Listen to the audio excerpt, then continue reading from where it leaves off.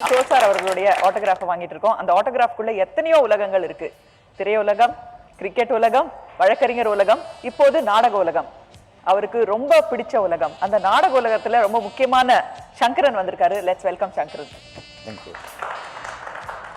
சங்கரன் இல்லைன்னா விவேகா ஆர்ட்ஸோட அந்த ஃப்ளோர் வந்து கிளீனாவே இருந்திருக்காது, அந்த டயலாகும் கரெக்டா வந்திருக்காது. ஃப்ளோரை ஃபுல்லா மேனேஜ் பண்ணி டயலாகை விட ப்ராம்ப்ட் பண்ணிருக்கீங்க. எப்படி இவருக்கு டயலாக் ப்ராம்ப்ட் பண்ணீங்க? ஏன்னா இஷ்டத்துக்கு ஒருத்தர் டயலாக் இம்ப்ரூவ் பண்ணிட்டே போவாங்களாமே. அது இம்ப்ரூவ் பண்றது இருக்கும், இருந்தாலும் இருக்கிற டயலாக் ஒழுங்கா சொல்லணுங்கிறது முதல் முக்கியம். அதனால அதை பார்த்துப்போம். அது இல்லாமல் அந்த ஸ்கிரிப்டை வச்சுட்டே பார்த்துட்டு வருவேன். அதுலேயும் சொல்லாதவங்களும் இருக்காங்க, இல்லைன்னு சொல்ல முடியாது. ஒரு ட்ராமாவில் ஒருத்தருக்கு you may be my son's father in law அப்படின்னு ஒரு டைலாக் ப்ராம்ப்ட் பண்ணுறேன், அவர் சொல்ல மாட்டேன்ட்டு. வெளியில் வந்து கேட்டால் என்னப்பா இங்கிலீஷில் எல்லாம் ப்ராம்ப்ட் பண்ணுறீங்கிறாரு.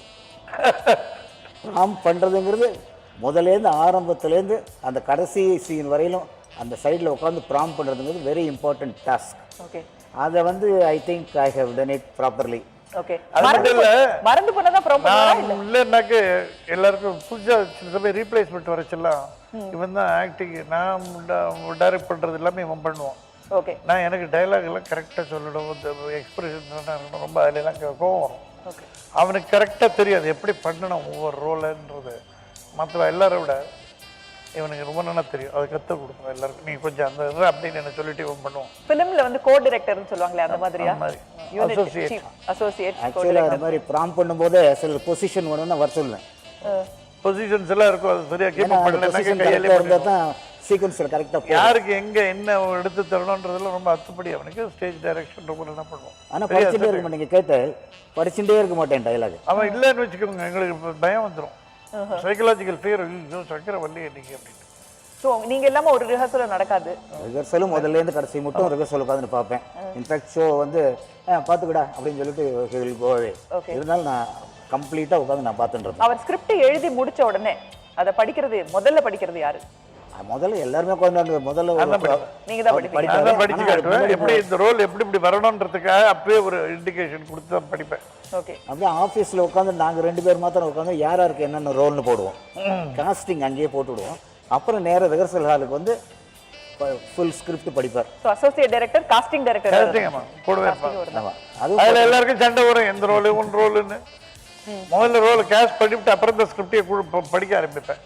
ஓகே, அவன் சின்னதாக போச்சா பெருசா போச்சான்னு எல்லாம் பார்த்து என் ரோல் சின்னதாக இருக்கு, எனக்கு போய் இந்த ரோலை கொடுத்துட்டீங்களே, அதெல்லாம் இருக்கும். அப்புறம் இன்னொரு பிளேல காம்பன்சேட் பண்ணுவீங்க. அது மாதிரி அந்த பிளேலயே இவங்களுக்கு வந்து நீங்க பண்ணினதுக்கு அப்புறம் தான் தெரியும் பாரு இந்த இம்பார்ட்டன்ஸ் தெரியும்.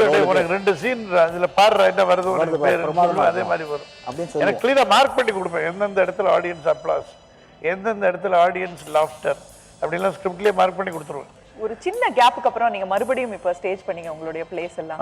நாங்க வந்து முகமது பின் சிக்லக நாங்க வந்து நார்தகான சபால வந்து பார்த்தோம். இப்ப கூட இட் சோ ரெலவென்ட்.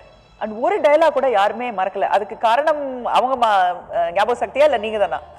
அவங்க ஞாபக சக்தியோட என்னுடைய அடிஷனல் இல்ல 400 தடவை 500 தடவை போட்ட ட்ராமா எல்லாருக்கும் தெரியும். அது எப்படி மறக்கும்?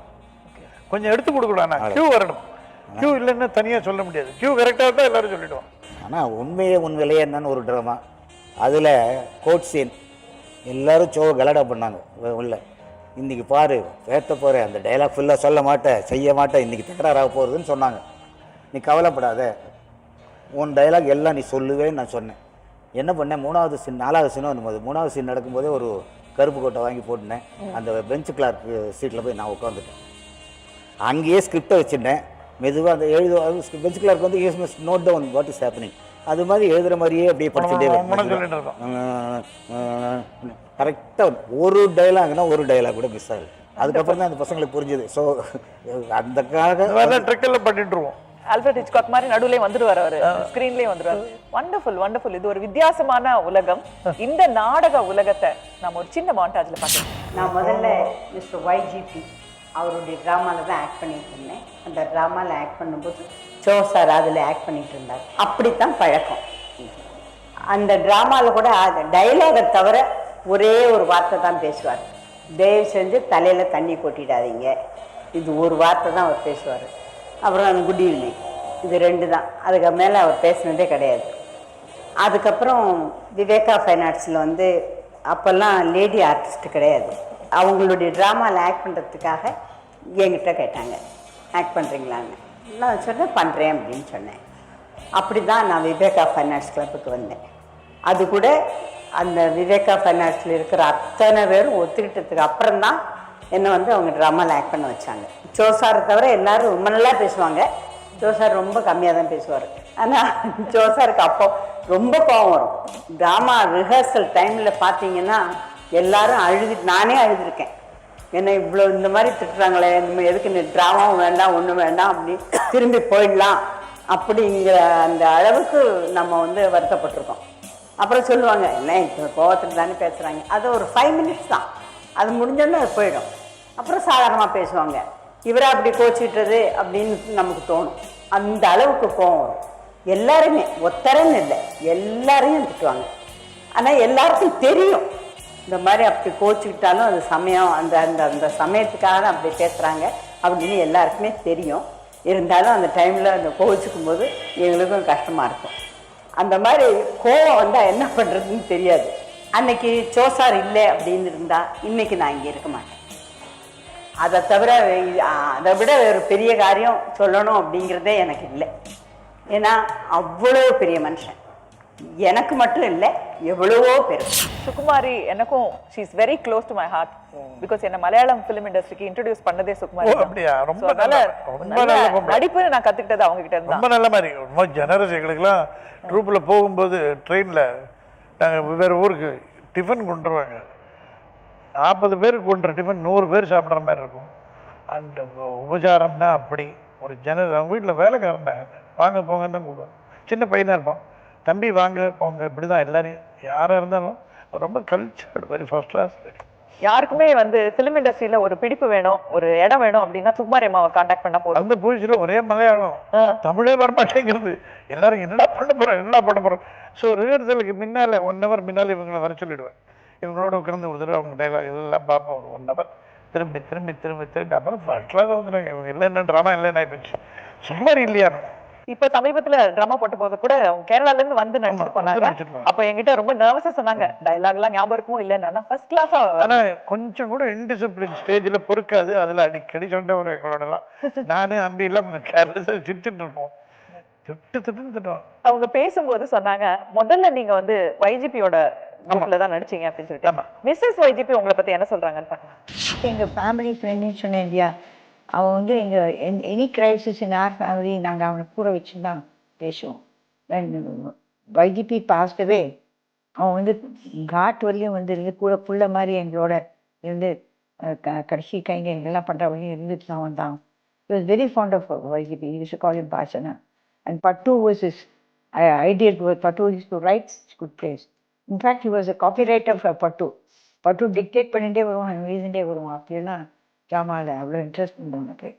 அதுக்கப்புறம் தான் அந்த விவேக் ஃபைன் ஆர்ட்ஸ் ஆரம்பித்தேன். அதுலேருந்து அப்புறம் அது துக்ளக் இந்த மாதிரி கொஞ்சம் பொலிட்டிக்கல் வெயினில் வி ஸ்டார்டட் ரைட்டிங். அதுக்கப்புறம் தான் துக்ளக் மேகசின் ஆரம்பித்தவன்.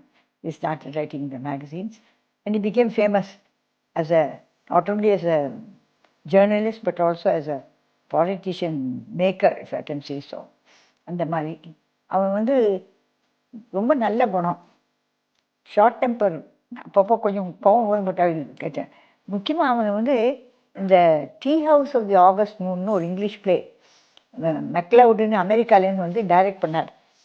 நாங்கள் மெட்ராஸ் நாட்டிய சங்கம் நடத்தும்போது அதில் வந்து ஜோவும் ஜெயலலிதா அம்மாவும் ஆக்ட் பண்ணாங்க. அதில் அம்மா வந்து ஒரு ஜாப்பனீஸ் யங் கேர்ளாக வருவாங்க. அவங்க ஒரு ஜாப்பனீஸ் ஸ்டோரியே அந்த ஜாப்பனீஸ் வாருக்கு அப்புறம் ஜப்பானில் என்ன நடந்ததுன்றதை பற்றி தான் அது இல்லை. நான் கூட ஆக்ட் பண்ணிக்கிட்டேன் வாளோட. ஸோ இதெல்லாம் very pleasant memories we have. அவனுடைய கல்யாணத்துக்கெல்லாம் நாங்கள்லாம் there the same all the time. தனியாகவே அவனை நினைக்கலையே. I thought him as one more son of my family. Mahendra Rajendra மாதிரி அவனையும் சோவும் எங்கள் ஃபேமிலியாக தான் நாங்கள் நினச்சிருக்கோம். இப்போவும் அவன் அப்படி தான் பண்ணுவான்.